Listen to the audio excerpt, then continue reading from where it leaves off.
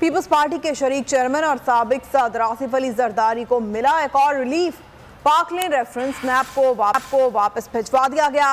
एहतसाब अदालत इस्लामाबाद ने दायरा इख्तियार न होने पर पाक लेन रेफरेंस वापस भेजने का हुक्म जारी कर दिया। इससे कबल आसिफ जरदारी के खिलाफ तोशाखाना और 8 अरब की ट्रांजैक्शन के केस को भी नैब को वापस हो चुके हैं। नैब तरमीमी ऑर्डिनेंस के समरात आसिफ जरदारी को मिला एक और रिलीफ। एहतसाब अदालत ने पार्क लेन रेफरेंस वापस कर दिया। एहतसाब अदालत इस्लामाबाद के जज नासिर जावेद राना ने केस पर समाअत करते हुए रिमार्क्स दिए कि दायरा इख्तियार खत्म होने पर अब रेफरेंस की समाअत नहीं कर सकते, जिसके बाद एहतसाब अदालत ने पार्क लेन रेफरेंस नैब को वापस भेजने का हुक्म जारी कर दिया। आसिफ अली जरदारी ने नैब तरमीमी ऑर्डिनेंस के तहत पार्क लेन रेफरेंस को चैलेंज किया था। इससे कबल भी आसिफ अली जरदारी के खिलाफ तोशाखाना और 8 अरब के ट्रांजेक्शन के केस नैब को वापस किए जा चुके हैं।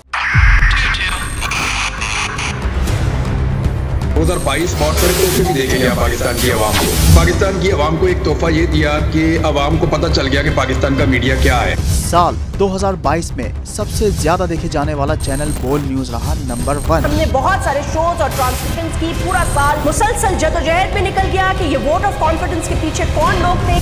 तोड़े रेटिंग के सभी रिकॉर्ड। सोशल मीडिया पर भी सबसे ज्यादा तेजी से 2.4 बिलियन व्यूज का संगे मील अबूर किया। एंकर्स को भी आवाम में सबसे ज्यादा मकबूलियत मिली और सोशल मीडिया पर भी बोल रहा सब पर भारी। सब्सक्राइब करें और बेल दबाएं ताकि कोई खबर रह न जाए।